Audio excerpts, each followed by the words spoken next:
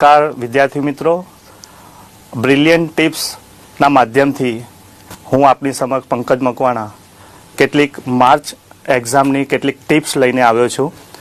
Right, basically હું computer teacher છું, એટલે મારો સબ્જેક્ટ કમ્પ્યુટર હોવાના કારણે મારી જે ટિપ્સ છે એ મોસ્ટલી કમ્પ્યુટર સબ્જેક્ટને લઈને રહેશે. બરાબર, એટલે કમ્પ્યુટરમાં શું કહી શકાય, શું તૈયારી કરી શકાય, કેવી રીતે માર્ક્સ સારા લઈ શકાય, અને કેટલીક બેઝિક નોલેજ હોવી બહુ જરૂરી છે.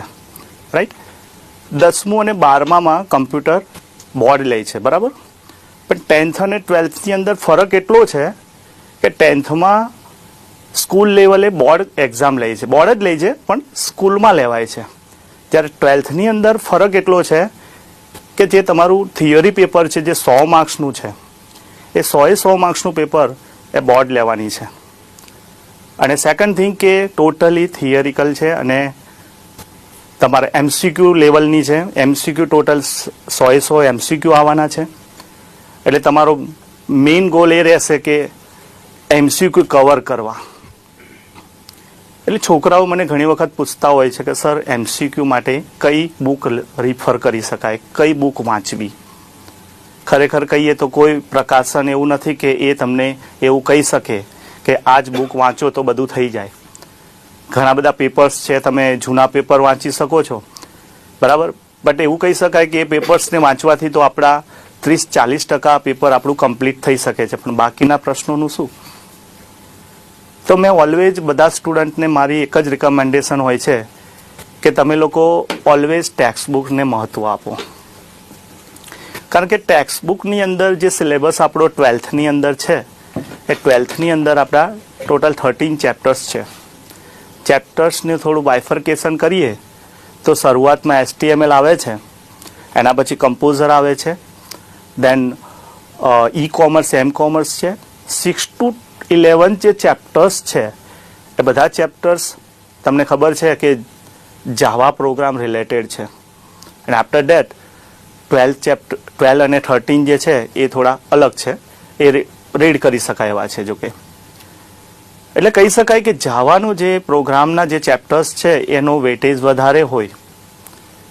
થિયરિકલમાં એવું થાય છે કે છોકરાઓ શું કરે છે કે જાવાના પ્રોગ્રામ ટફ પડતા હોય છે જ્યારે પ્રેક્ટિકલ કરતા હોય ત્યારે, જેના કારણે એના એમસીક્યુને કવર કરવા એમને એવું લાગે કે નહીં ફાવે અથવા તો એવોઇડ કરતા હોય છે. એવું નથી હોતું. જે ફાવે છે એ કરે છે, જે નથી ફાવતા એ નથી કરતા, એવું નથી હોતું. તમે થોડોક ટાઈમ આપો. એક પ્રકારની લેંગ્વેજ જ છે, કંઈ મોટું કશું છે નહીં, બરાબર. તમારા જે તે ટીચર્સ છે એ તમને ભણાવે છે, એક વખત ફરીથી એમને મળો. બાકી તમે 1-2 પ્રોગ્રામને જોશો તો ઘણા બધા એમસીક્યુ કવર થશે તમારા. ઘણા બધા પ્રોગ્રામ જાતે લખતા થઈ જશો, બરાબર. શરૂઆતના જે ચેપ્ટર્સ છે એ ચેપ્ટર્સમાં તો સારા એવા માર્ક્સ મેળવો જ છો, કારણ કે મેં સ્ટુડન્ટ્સને શરૂઆતના જે અમારી એક્ઝામ લેવાતી હોય છે એ છોકરાઓના રિઝલ્ટ જોવાથી ખ્યાલ આવે છે કે એમાં સારા એવા માર્ક્સ લઈ આવે છે.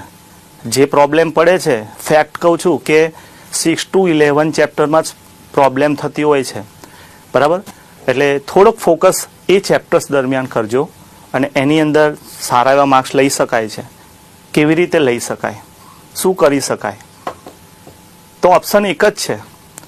દેખો, આપણું કોમ્પ્યુટર 2 રીતે બનેલું છે, મતલબ કે વિષય આપણો 2 રીતે છે, થિયરી અને પ્રેક્ટિકલ.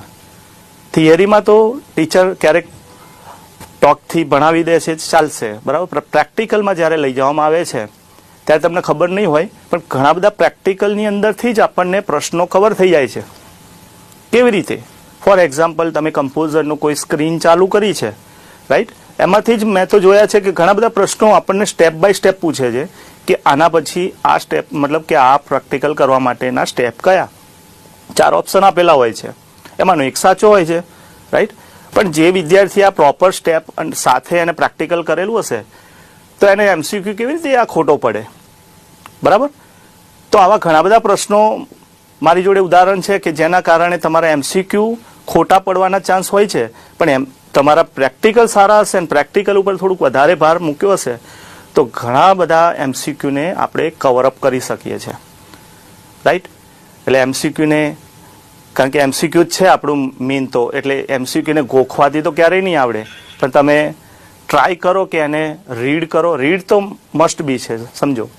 રીડિંગ કર્યા વગર કશું નહીં થાય એવું, અને કોઈ એક બુકને પકડીને બેસવાથી કશું નહીં થાય. ટેક્સ્ટ બુકને પ્રાધાન્ય આપો. ટેક્સ્ટ બુકની અંદર શું હોય છે, તો હું તમને ટેક્સ્ટ બુકની વાત કરું. ટેક્સ્ટ બુકને ક્યારેક તમે એને ધ્યાનથી જોયું હોય ને, તો બોર્ડે જ આપણને હિન્ટ આપી દીધી છે કે જે મહત્વના મુદ્દા છે અને મહત્વના ટોપિક છે ને, એને અલગ ફોન્ટની અંદર આપેલા છે. એ પિંક કલરમાં હોય છે, એ બ્લુ કલરમાં હોય છે. તમારું ધ્યાન ત્યાં જવું જોઈએ કે આ જ મેઇન મુદ્દા હોઈ શકે છે. તો એક હાઇલાઇટર પેન લઈ લો તમે, બરાબર. એ મુદ્દાને તમે હાઇલાઇટ કરીને રાખો, નોટની અંદર નોટ કરો અલગથી. અને એકાદ વખત તમે, હું તો કહું છું, ટ્રાય કરો કે એક પેપર તમે ખુદ જ એમસીક્યુનું ક્યાંકથી લઈને બોર્ડનું પેપર તમે ખુદ સોલ્વ કરો, આ રીતે મહેનત કરીને, અને પછી જુઓ તો કે એની અંદરથી કેટલા સાચા પડ્યા. ઓકે, તો એક આ વસ્તુ કરી શકાય છે. તો હાઇલાઇટ કરીને જેટલે મુદ્દા નોટ કરેલા હશે ને, મેક્સિમમ એ જ એમસીક્યુ બનતા હોય છે. બીજું કે આપણો જે પેપરનો જે સમય છે બાકીના સબ્જેક્ટમાં, એનો તુલનામાં આપણો સબ્જેક્ટનો સમય ઓછો હોય છે, બરાબર. હવે સમય ઓછો છે એટલે એવું નથી કે તમારે 100 માર્ક્સનું પેપર ઓછું થઈ જશે, ના. 100 માર્ક્સનું પેપર આપણે કમ્પ્લીટ જ કરવાનું છે. એમસીક્યુમાં આપણે ધ્યાન દઈને કમ્પ્લીટ કરવાનું છે 5 સવા 5 સુધીની અંદર, બરાબર. પણ લેન્ધી ક્વેશ્ચન્સ આવી જતા હોય છે ઘણી વખત, તો એમાં આપણે એવું ટ્રાય કરી શકીએ કે તમને જે આવડે છે, તમે જેમાં શ્યોર છો, એની ઉપર તમે ટીક કરીને રાખો, અથવા તો એને ટીક જ કરી દો શ્યોર હોય તો, બરાબર. અને જે તમે ડાઉટફુલ જેવા લાગે છે એને છેલ્લે રાખો. પછી એને થોડું વાંચો કે આ શું કહેવા માંગે છે, અને પછી તમે એને હેન્ડલ કરો, તો પણ તમારા એમસીક્યુ ઘણા બધા સાચા પડવાના ચાન્સ છે. એમસીક્યુ ખોટા મતલબ માર્ક્સ ગયો એવું કહેવાય છે, બરાબર છે. એટલે, અને બીજું એક વસ્તુ એ કહી દઉં તમને કે આપણી જે પરીક્ષા છે એ એમસીક્યુ લેવલની છે, એટલે એની એમસીક્યુની OMR સીટ આપશે. હવે OMR સીટ હોય અને એમાં તમારે કંઈ લખવાનું નથી, તમારે પોઈન્ટ કરવાના હોય છે ઓપ્શનમાં. હવે તમને ખબર જ છે કે 4 ઓપ્શન હોય છે, પણ ઘણા છોકરાઓ મલ્ટિપલ ઓપ્શન સિલેક્ટ કરીને આવે છે. હવે આ વસ્તુ એવી છે કે આ કોમ્પ્યુટરાઇઝ ચેક થશે, એટલા માટે તમારો જવાબ છે ને આ સાચો હોઈ જ ના શકે. હોવા છતાં પણ તમે ડબલ કર્યો છે, જેના કારણે એ કેન્સલ ગણાશે, રાઈટ. હવે આ બધી પ્રોબ્લેમના કારણે ઘણી વખત આપણા માર્ક્સમાં ઇફેક્ટ આવતી હોય છે. એટલે તમે ટ્રાય કરો કે બને તો એક જ ઓપ્શન ઉપર આપણું સિલેક્શન હોવું જોઈએ, વધારે ડાઉટફુલ ના હોવો જોઈએ, બરાબર. એટલે તમે એને નિગ્લેક્ટ જ કરો કે હું ક્યારે પણ ડબલ તો કરીશ જ નહીં. અને સેકન્ડ થિંગ કે તમારે છેલ્લે લાસ્ટમાં 100 માર્ક્સનું પેપર છે તો 100 એક વખત ગણી લો. ઘણી વખત રહી જતા હોય છે, એના કારણે 2-3 માર્ક્સ તો જતા રહેતા હોય છે, બરાબર. અંતે એક વસ્તુ ખાસ તમને કહીશ, સબ્જેક્ટ રિલેટેડ તો ઘણી બધી મેં વાત કરી લીધી, આ તમે પૂરી કરશો હું આશા રાખું છું. પણ સાથે સાથે જુઓ, તમારું હેલ્થ સારું, માનસિક રીતે તમે સારા, તો જ તમારી પરીક્ષા સારી, બરાબર.